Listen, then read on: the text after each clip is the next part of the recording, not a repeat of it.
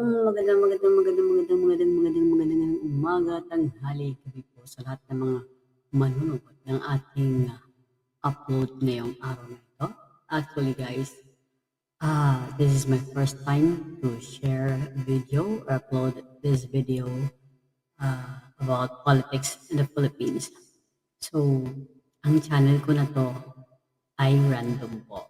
But this is my first time to vlog about politics in our country. Anyway guys, thank you so much for all your support, to all viewers, to all subscribers na manonood ng ating konting video na i-share sa inyo.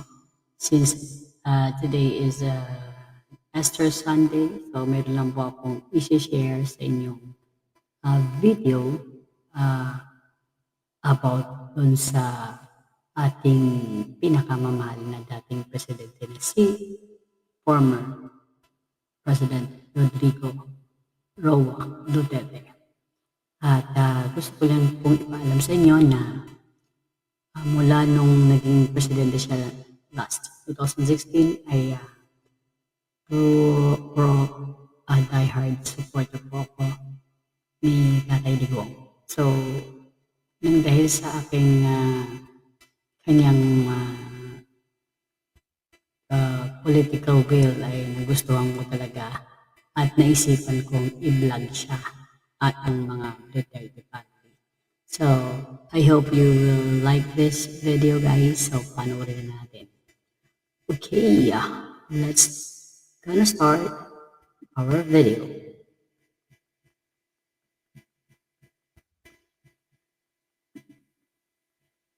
At ito na nga.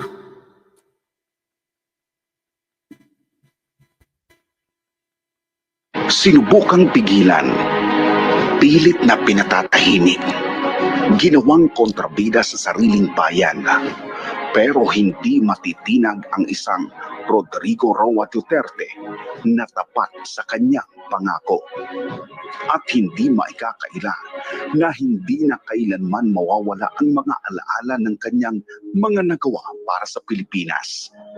Si dating Pangulong Rodrigo Roa Duterte, minahal ng kanyang mga taga-suporta dahil sa kanyang tapang at malasakit. Sa loob ng 6 na taon, itinaguyod ng kanyang administrasyon ang isang gobyernong para sa tao, isang Pilipinas na mas ligtas, mas maunlad at mas may respeto sa batas. Ngunit hindi lang infrastruktura ang itinayo, kundi isang pundasyon ng isang bansang may kakayahang ipagtanggol ang sarili. We will make a few years the golden age of infrastructure in the Philippines. We are going to build and build. By the end of my term, I hope and pray to hand over an economy that is much stronger, characterized by solid growth, low and stable inflation, dollar reserves, and robust fiscal position. I will leave the Philippines with a very strong military. I hereby declare Marawi City liberated from the terrorist influence that marks the beginning of rehabilitation. I have said before, as you perform your duties according to the rule of law, I will take care of your needs. Itong 28, tutudasin ko talaga sila, tatapusin ko. The talks are over. No more talks. And I will go after the legal funds. No peace talks can ever succeed under me or under any other president if you do not stop attacking government forces and even civilian leaders. Law and order means you have to destroy, not really fight, but destroy the Communist Party of the Philippines. Tahasan ding binangga ni Duterte ang mga oligarko at mga mananamantala sa bansa.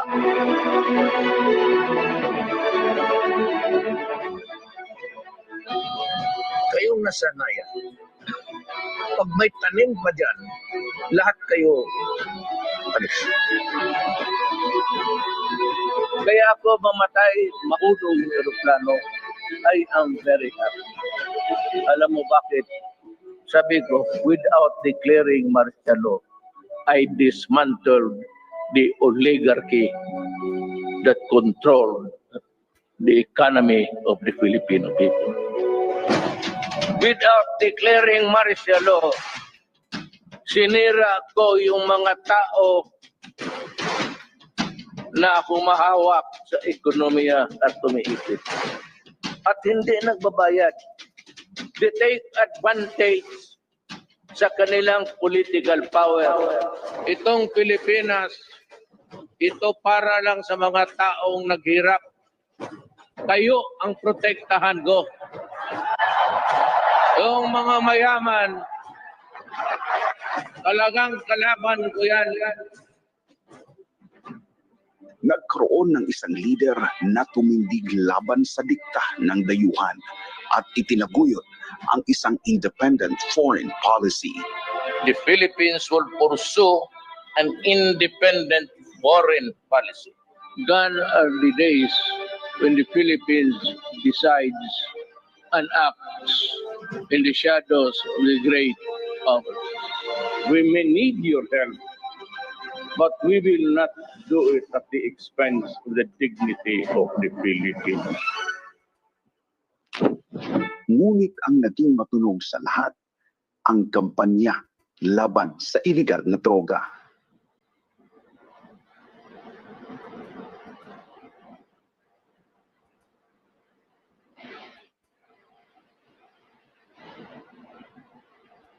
That I am committed to stop drugs. We will eliminate the drug lords once and for all. We have to stop this practice sa bilibid. Bitawan na ninyo yan o kainin na ninyo ngayon ang supply ninyo. Kung hindi ako na presidente, hindi talaga ninyo malaman ang totoo. Because even I myself, when the reality was there, when he became president, started to squeeze everybody, then you saw the hundreds of thousands surrendering to the police. I was really horrified.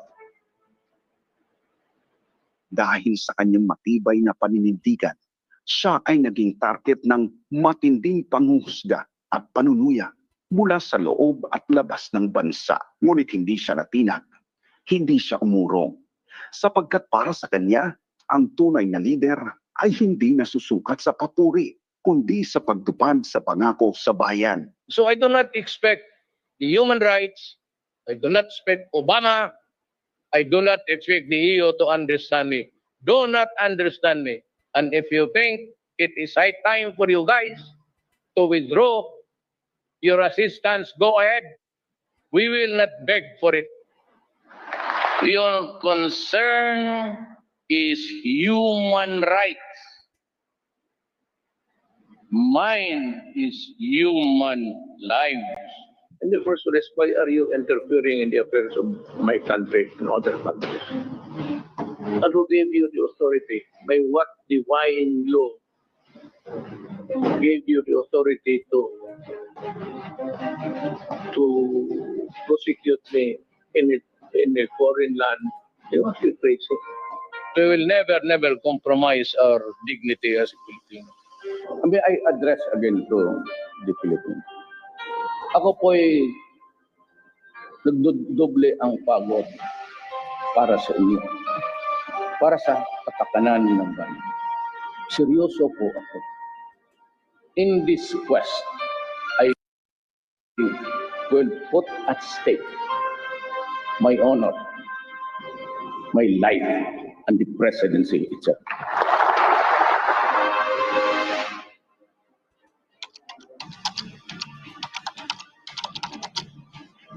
A warrant of arrest. So, you will just have to kill me. Kung hindi ako papayag, kung kakampi ka dyan sa mga puti, you would allow me to be brought to a body of which we are no longer in the land. Isa yan. Kaya sabihin mo din sa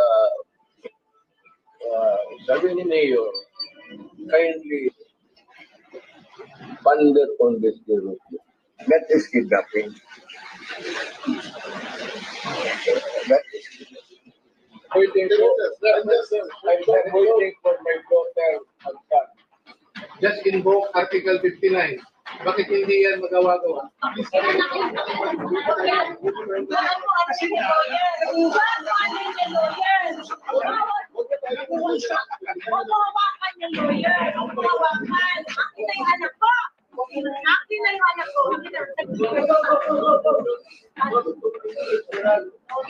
They can do this thing. We can do this. You have the right to remain silent. Everything you say can and will be used against you in the court of law. You have the right for an attorney. You can afford an attorney and attorney to say what you tell you. Do you understand this? Yes, sir. You are under arrest for obstruction of justice, Eden 29 says. Let's go. Okay. Hold on, please. Hold on.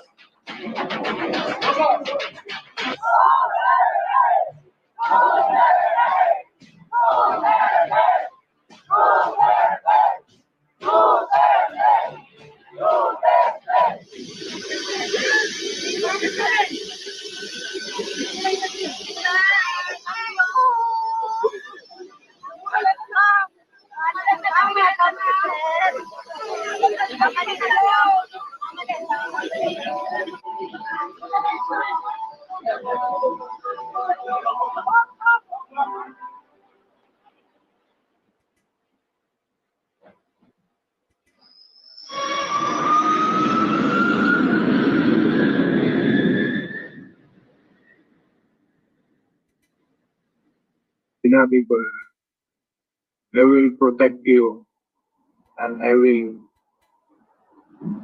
ako ang managot sa lahat.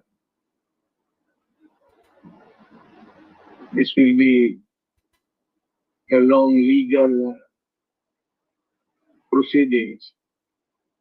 But I say to you, I will continue to serve the country and so be it. Kung gano'n ang teknikali ko. Salamat. Sinubukang pigilan, pilit na pinatatahimik, ginawang kontrabida sa sariling bayan, matapos ang kanyang termino bilang Pangulo. Isang bagay ang hindi kailanman nagbago. Hindi siya nagpatinag sa kahit kanino. Isang leader na hindi umatras sa laban. Kahit pa ito'y magdala ng matinding galit mula sa mga makapangyarihan. Dito man o sa labas ng bansa. Para sa mga Pilipino, ang negasiya ni dating Pangulong Rodrigo Roa Duterte ay mananatili.